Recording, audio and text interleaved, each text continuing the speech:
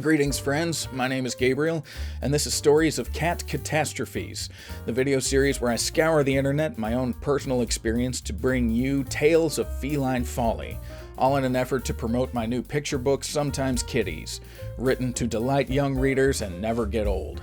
If you're interested to know when the print edition of this book will be kickstarted, please join my mailing list below. Let's get started. The first story comes from Jessica. Jessica writes, "She chose me. She chose me so hard. She chose me when I absolutely did not need or want a cat." So far, Jessica and I share a story here. "She was hanging around my place all the time, always laying on my porch, always trying to slide inside when I was carrying in groceries, and she got in many times, and I put her back out over and over and over again. Then it happened. It was a beautiful sunny morning. I was super cozy in my comfy bed.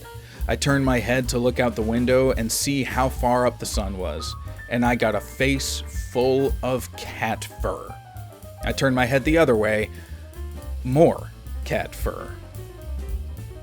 She broke into my house, got into my bed, and decided to sleep on my pillow wrapped around my head. Try waking up like that when you don't have any pets. I looked at her like, what the hell? And she looked at me like, good morning, sunshine. Long story short, she's our cat now. It's not like we could keep her out anyway." That's a cute one. I kind of respect that. Next story comes to us from Caitlin. "I used to have an iPad. I only just recently gave it to my niece. When I had it, I used it for everything, including my alarm clock. A couple of mornings I woke up late because the alarm didn't go off. For some reason, the battery on the iPad, which I always charged the night before, had died. I thought there was something wrong with the pad or maybe the charge cord. I was thinking I would have to buy another, but the problem seemed to be intermittent, so I wasn't sure. One night I woke up to a light, and to Sam, my oldest cat, right in front of my face on the nightstand. He was sitting on the iPad, looking at the light around his butt. After a few seconds, it went out. When it did, he stood up and stomped around until he managed to press the power button again, and the screen lit back up. Then he promptly sat and looked around at his behind again, in fascination. He did this a couple of more times before I finally took it away from him and slid it onto a lower shelf, worried that he would scratch the screen. That's when it dawned on me. This is what was happening to my battery in the morning my alarms didn't go off and I was late for work. He'd spend the whole night lighting up his bum until the thing finally ran out of power. So not only was he being an a-hole, but he was being a brightly lit a-hole." Gracious. The next story comes from Sylvia. "Every night when I came back from work, I'd put my keys into a basket near the door. One morning, I was late for work already and couldn't find my keys. And because I had to go, I used my spare key and figured I'd probably misplaced it last night and planned to look for it when I got home. I went home, turned the whole house upside down, and could not find the keys. By that time, the whole household had started to panic. There were keys for my workplace attached to that key ring. Losing them would possibly mean losing my job. I couldn't sleep, and I wanted to cry. You know where I found my keys? Among the cat's toys, 2 rooms away from the door and the key basket. He would have needed to drag it out of the basket and all the way to his room and put it in the pile with the rest of his toys, just to watch me panic." Dang. Alright, let's break up the a-hole stories with a sweet story, shall we? This one is from James. James writes, "I used to have migraines, and at that time all I could do was lie in my recliner, put a light blanket over me, keep the lights out, minimize all the sound, and just wait it out. At that time we had 4 cats. They did not dislike each other, but there were really 2 groups of 2, and the groups did not interact. One day I had a migraine, and I lay down in my recliner.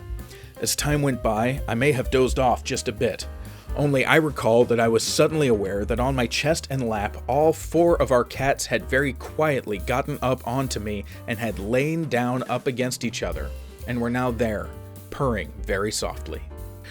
In a while, the migraine eased off, and they all quietly resumed their normal lives.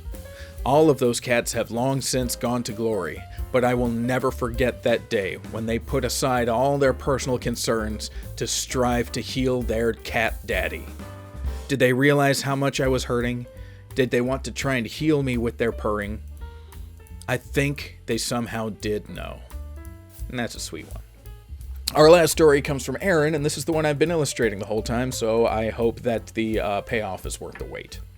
Aaron writes, "Do not be deceived by the cuteness of my cat Vincent. His name has been A-hole since I got him. He loves to get in my suitcase while I'm trying to pack. Sometimes he'll even grab things like socks and underwear and then run away and try to hide them. He also enjoys climbing into the clean laundry basket. He will not touch the dirty laundry, but the minute I start folding, he's right there next to me trying to climb in the basket, or worse, the dryer itself.